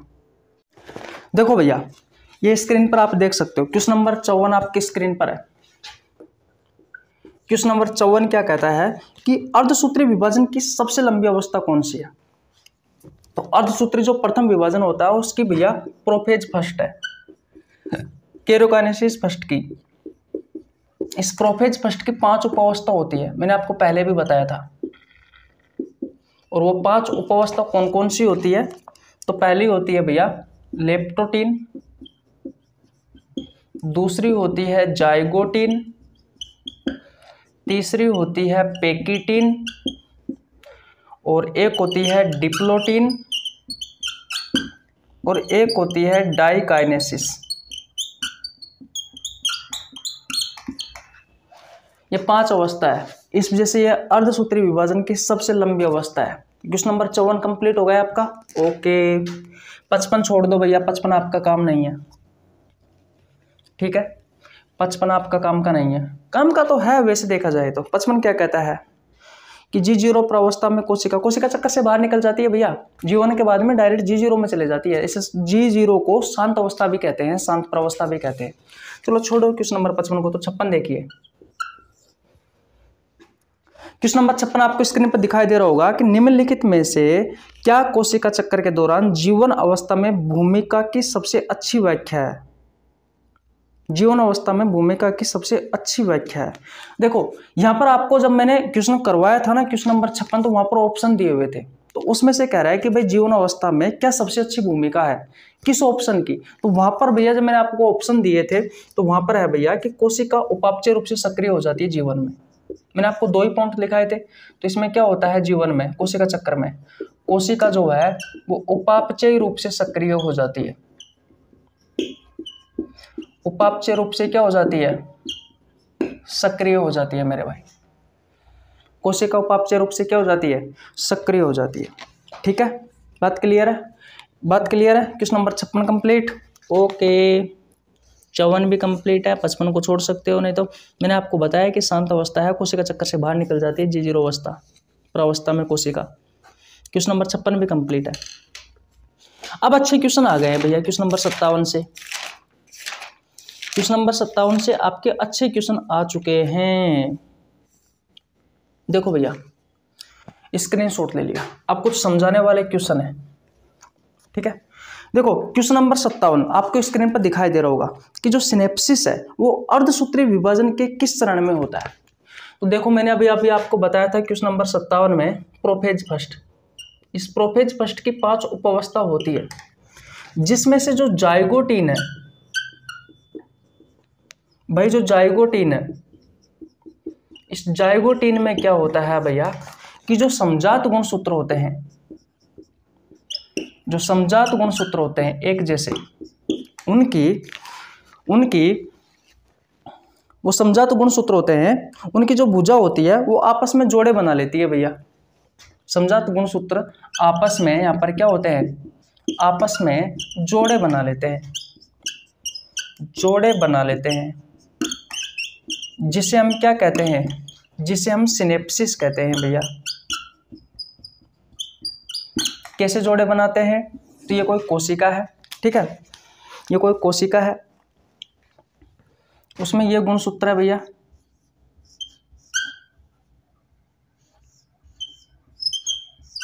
तो ऐसे समजात गुणसूत्र यानी ये ऐसे जोड़े बना लेते हैं ऐसे। तो यहाँ पर किसका निर्माण होता है, सिनेप्सिस का। और ये जो जोड़े बन रहे हैं ये नॉन सिस्टर क्रोमेटिड के बन रहे हैं भैया, नॉन सिस्टर क्रोमेटिड के। मैं आपको पहले ही बता करके आ चुका है नॉन सिस्टर क्रोमेटिड है क्या, ठीक है। नॉन सिस्टर क्रोमेटिड और सिस्टर क्रोमेटिड, देखो किसी गुणसूत्र की ये जो दोनों भुजाएं हैं जो पास पास में है एक ही गुणसूत्र की, ये तो होती है सिस्टर क्रोमेटिड, सिस्टर क्रोमेटिड, ठीक है। और अलग अलग गुणसूत्र की ये जो दोनों भुजा है ये होती है नॉन सिस्टर क्रोमेटिड। तो ये समजात गुणसूत्र, तो इसमें समजात गुणसूत्र के जो नॉन सिस्टर क्रोमेटिड है ये आपस में जोड़े बना लेती है। तो यहाँ पर जब जोड़े बनाएगी तो इससे कहा जाता है सिनेप्सिस, या सिनेप्टोनिमल जटिल भी कहा जाता है। क्या कहा जाता है, सिनेप्टोनिमल जटिल, सिनेप्टोनिमल जटिल, ठीक है। क्या कहा जाता है, सिनेप्टोनिमल जटिल कहा जाता है। बात क्लियर है मेरे भाई, ओके। तो स्क्रीनशॉट ले लीजिए, ले लिया आपने, ओके। 57 कंप्लीट हो चुका है भैया आपका, ठीक है। आगे चलते हैं, क्वेश्चन नंबर 57 यही तो पूछ रहा था कि सिनेप्सिस अर्धसूत्रीय विभाजन के किस चरण में होता है। बता दिया जाइगोटीन में होता है। सिनेप्सिस के बारे में बहुत अच्छे से बताया कि एक्चुअली में है क्या है ये सिनेप्सिस, ओके। आगे चलते हैं। तो क्वेश्चन नंबर 58 आपको स्क्रीन पर दिखाई दे रहा है कि समसूत्रीय विभाजन की किस प्रावस्था के दौरान तर्कतंतु बनते हैं और गुणसूत्र से जुड़ जाते हैं। ये देखो ये पुराना क्वेश्चन आ चुका है 58 में, क्वेश्चन नंबर 58 पुराना क्वेश्चन है। यहाँ पर आपसे वापस समसूत्रीय विभाजन के बारे में पूछ लिया है। तो क्वेश्चन नंबर 58 कहता है कि भैया समसूत्रीय विभाजन की किस अवस्था के दौरान तर्कतंतु बनते हैं। भाई मेटाफेज में बनते हैं ना यार, पहले बता करके आ चुका। मेटाफेज में मध्य पट्टिका का निर्माण भी होता है और क्या क्या होता है, तर्कतंतु का निर्माण भी होता है, ठीक है। स्क्रीनशॉट ले लीजिए। 58 कंप्लीट है, ओके। क्वेश्चन नंबर 59 देखो आपकी स्क्रीन पर है क्वेश्चन नंबर 59 कि कोशिका विभाजन के किस चरण में G1 प्रावस्था, S प्रावस्था और G2 प्रावस्था होती है। अरे भाई इनके बारे में तो मैं आपको 10 बार बता करके आ चुका 59 के बारे में, तो कि जो इंटरफेज होता है यानी कि कोशिका चक्र की जो तैयारी प्रावस्था होती है, यानी कि जो अंतरावस्था होती है, जिसे हम इंटरफेज भी कहते हैं, इसमें G1, S और G2 के बारे में पढ़ते हैं, ये प्रावस्था होती है। तो यही क्वेश्चन आपसे पूछा गया है क्वेश्चन नंबर 59। क्वेश्चन 60 को छोड़ दीजिए। कोशिका विभाजन को बढ़ावा देता है भैया साइटोकाइनिन, ये पादप हार्मोन है। पूछा जा भी सकता है, नहीं भी पूछा जा सकता। चलो देख लीजिए क्वेश्चन नंबर 60 अगर आप देख रहे हो तो। 59 तक कंप्लीट हो गया ना अपने। क्वेश्चन नंबर 60 आपको स्क्रीन पर दिख जाएगा। कौन कोशिका विभाजन को बढ़ावा देता है, साइटोकाइनिन देता है मेरे भाई। तो 60 का आंसर होगा साइटोकाइनिन, साइटोकाइनिन,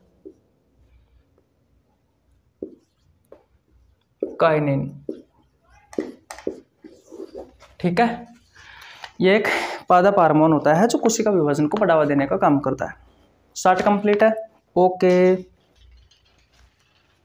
स्क्रीनशॉट ले लिया, ओके। क्वेश्चन नंबर 61 देखिए कि मनुष्य में कोशिका विभाजन मुख्यतः कितने प्रकार का होता है। बताओ, ये इंपॉर्टेंट है और अच्छा क्वेश्चन है। क्वेश्चन नंबर 61 आपको स्क्रीन पर दिखाई दे रहा होगा कि मनुष्य में जो कोशिका विभाजन होता है वो मुख्यतः कितने प्रकार का होता है। अरे मेरे भाई 2 प्रकार का होता है मनुष्य में। तो एक होता है समसूत्री, और समसूत्री जो विभाजन होता है वो होता है मेरे भाई कायिक कोशिकाओं में, ठीक है। और दूसरा होता है अर्धसूत्री। अर्धसूत्री विभाजन जो होता है वो होता है मेरे भाई जनन कोशिकाओं में। क्योंकि असूत्री जो विभाजन है वो तो निम्न स्तर के जीवों में होता है। अगर आपसे क्वेश्चन पूछता है कि कोशिका विभाजन कितने प्रकार का होता है, तब आप 3 आंसर बताते हैं, समसूत्री, अर्धसूत्री और असूत्री। आपसे क्वेश्चन पूछा गया है कि मनुष्य में जो कोशिका विभाजन होता है वो कितने प्रकार का होता है, तो 2 प्रकार का होगा भैया, एक समसूत्री और एक अर्धसूत्री। समसूत्री विभाजन कायिक कोशिकाओं में और अर्धसूत्री विभाजन जनन कोशिकाओं में, ठीक है। कंप्लीट है 61 62। देखिए ध्यान से समझना, क्वेश्चन नंबर 62 आपको स्क्रीन पर दिखाई दे रहा होगा। क्वेश्चन नंबर 62 कहता है कि समसूत्री विभाजन की वह अवस्था जिसमें गुणसूत्र पृथक होकर दोनों ध्रुवों की ओर चले जाते हैं। किस में जाते हैं भैया? सेंट्रोमियर का विभाजन किस में होता है? Question number 62 anaphase. एनाफेज इसमें क्या होता है? सेंट्रोमियर का विभाजन होता है और गुणसूत्र पृथक होकर के ध्रुवों की ओर चले जाते हैं भैया। अरे भाई ये कोई गुणसूत्र है, ठीक है। मध्य पट्टिका पर थे, तो इसमें कुछ इस तरीके से डायग्राम बनता है। जब भी आप एनाफेज को देखते हो ना, तो इस तरीके से, तो देखो यहाँ पर पहले मध्य पट्टिका पर थे इस जगह पर, तो एनाफेज प्रावस्था में गुणसूत्र पृथक होकर के, अलग होकर के सेंट्रोमियर का विभाजन हो जाता है और गुणसूत्रों की ओर गति करते रहते हैं। ये ऐसे गति करते रहते हैं भैया ये, ठीक है। तो यही क्वेश्चन पूछा गया है क्वेश्चन नंबर 62 में कि समसूत्री विभाजन की वह अवस्था जिसमें गुणसूत्र पृथक होकर दोनों ध्रुवों की ओर चले जाते हैं, एनाफेज। बात क्लियर है? कंप्लीट? ओके, स्क्रीनशॉट ले लीजिए। हाँ आप तो इस स्लाइड में हो जाएंगे, कोई दिक्कत नहीं है। तो क्वेश्चन नंबर 62 भी कंप्लीट है। ओके आगे चलते हैं। देखो यार परेशानी तो हुई है पर मजा आ गया ना। और देखो क्वेश्चन नंबर 63 आपको स्क्रीन पर दिखाई दे रहा होगा कि समसूत्री विभाजन की किस अवस्था में गुणसूत्र विषुवत रेखा पर उपस्थित हो जाते हैं। यहाँ पर जो क्वेश्चन की लैंग्वेज है वो बहुत अच्छी है भैया। विषुवत रेखा का नाम दिया गया है। आपको पता है विषुवत रेखा होती क्या है? पृथ्वी को 2 बराबर भागों में बांटने वाली एक काल्पनिक रेखा होती है जिसे हम विषुवत रेखा कहते हैं। वैसे ही भैया कोई कोशिका होती है, तो कोशिका को 2 बराबर भागों में बांटने वाली यहाँ पर एक पट्टिका का निर्माण होता है जिसे हम मिड पट्टी या मध्य पट्टिका कहते हैं, जिसे हम मध्य पट्टिका कहते हैं, ठीक है। तो आपसे इसी के बारे में पूछा गया है, मध्य पट्टिका के बारे में ही, कि समसूत्री विभाजन की किस अवस्था में गुणसूत्र जो है वो मध्य पट्टिका पर व्यवस्थित होते हैं या विषुवत रेखा पर उपस्थित होते हैं। तो भैया मेटाफेज में, क्योंकि मेटाफेज का जो निर्माण होता है ना वो भैया, मध्य पट्टिका का जो निर्माण होता है वो मेटाफेज प्रावस्था में होता है। मैं आपको पहले भी बता करके आ चुका। यहाँ पर ये गुणसूत्रों का बाहरी संरचना का अध्ययन आप स्पष्ट रूप से कर सकते हो। स्क्रीनशॉट ले लिया? ओके। क्वेश्चन नंबर 64 को छोड़ दीजिए भैया, ठीक है, छोड़ देना क्वेश्चन नंबर 64 को, है कि नहीं है? ओके। क्वेश्चन नंबर 65 के बारे में बात करते हैं। क्वेश्चन नंबर 65 कहते हैं कि गुणसूत्र लंबे धागे के समान दिखाई देते हैं। किस अवस्था में गुणसूत्र लंबे धागे के समान दिखाई देते हैं भैया? अरे भैया प्रोफेज फर्स्ट। अगर आपने अर्धसूत्री प्रथम विभाजन पढ़ा है, अगर आपने अर्धसूत्री फर्स्ट विभाजन यानी कि प्रथम विभाजन पढ़ा है, तो उसमें जो प्रोफेज फर्स्ट है, उस प्रोफेज फर्स्ट में जो पहली है, पहली प्रावस्था कौन सी है? पहली है, क्योंकि प्रोफेज फर्स्ट को 5 उपावस्थाओं में बांटा गया, जिसमें से जो लेप्टोटीन है, उस लेप्टोटीन प्रावस्था में मैंने आपको बताया था कि जो गुणसूत्र होते हैं वो लंबे धागे के समान दिखाई देते हैं भैया। गुणसूत्र लंबे धागे के समान दिखाई देते हैं। इसी लेप्टोटीन अवस्था में जो गुणसूत्र होते हैं वो पतले होते हैं और लंबे होते हैं, केंद्रक झिल्ली के पास में होते हैं और गुलदस्ता अवस्था के समान दिखाई देते हैं। इसी वजह से ये जो लेप्टोटीन प्रावस्था होती है इसे गुलदस्ता प्रावस्था भी कहते हैं। क्या कहते हैं? गुलदस्ता प्रावस्था। ये फास्ट रिवीजन है आपके रेलवे के लिए, बहुत ज़्यादा इंपॉर्टेंट है भैया ये सारे के सारे ही क्वेश्चन। मैंने कोशिका विभाजन वाला चैप्टर पूरा पढ़ा रखा, अगर आपने नहीं देखा है तो जाकर के देख लेना, आपको नीचे लिंक डिस्क्रिप्शन में जाएगा प्लेलिस्ट में, ठीक है। स्क्रीन कंप्लीट, स्क्रीनशॉट ले लीजिए। ले लिया? ओके। चलो 65 नंबर क्वेश्चन भी कंप्लीट हो चुका है। क्वेश्चन नंबर 66 आपको स्क्रीन पर दिखाई दे रहा होगा कि कोशिका चक्र के एम फेज जो होता है वो किस प्रक्रिया से शुरू होता है? अरे भैया सिंपल है, क्वेश्चन नंबर 66 पूछा गया है कि कोशिका चक्र का एम फेज, यानी कि जो एम फेज है यानी कि विभाजन जो अवस्था होती है वो किस अवस्था से शुरू होती है, यानी कि किस प्रक्रिया से शुरू होती है?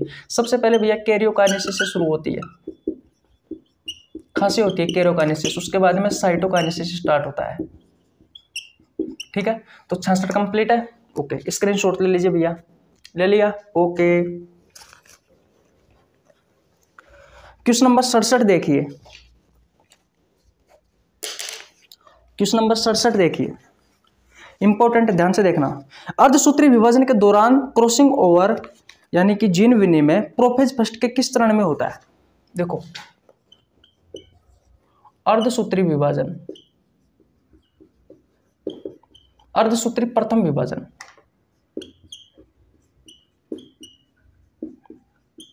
इसमें प्रोफेज फर्स्ट, इस प्रोफेज फर्स्ट की 5 उपावस्था होती है, जिनमें से तीसरे नंबर की होती है पेकिटीन। इस पेकिटीन अवस्था में क्या होता है, तो याद रखना, इस अवस्था में जीन विनिमय या क्रॉसिंग ओवर होता है। क्या होता है? जीन विनिमय या फिर क्रॉसिंग ओवर होता है। अब क्रॉसिंग ओवर कैसे होता है, इसको समझाऊं तो बहुत सारा समय लगेगा भैया, कम से कम आधी घंटा तो यही खा जाता है कि नहीं है? पर मैं आपको थोड़ा बता देता हूं। इसमें क्या होता है कि समझात जो गुणसूत्र होते हैं, जैसे कि ये कोशिका है, इसमें ये गुणसूत्र है, तो समझात गुणसूत्रों की जो नॉन क्रोमेटिड भुजा है, नॉन क्रोमेटिड जो भुजा है, अब नॉन क्रोमेटिड कौन कौन सी होगी? ये वाली और ये वाली। तो ये भुजा ना इसमें एक दूसरे के ऊपर आ जाती है भैया, कुछ इस तरीके से, इसमें एक दूसरे के ऊपर आ जाती है। और जब ये एक दूसरे के ऊपर आ जाती है समझात गुणसूत्र की नॉन सिस्टर क्रोमेटिड भुजा, तो यहाँ पर कुछ एंजाइम होते हैं। वो एंजाइम कौन कौन सा है? एक होता है रिकॉम्बिनेज एंजाइम, रिकॉम्बिनेज एंजाइम, और ये रिकॉम्बिनेज एंजाइम भी 2 प्रकार का होता है। एक होता है एंडोन्यूक्लियोज,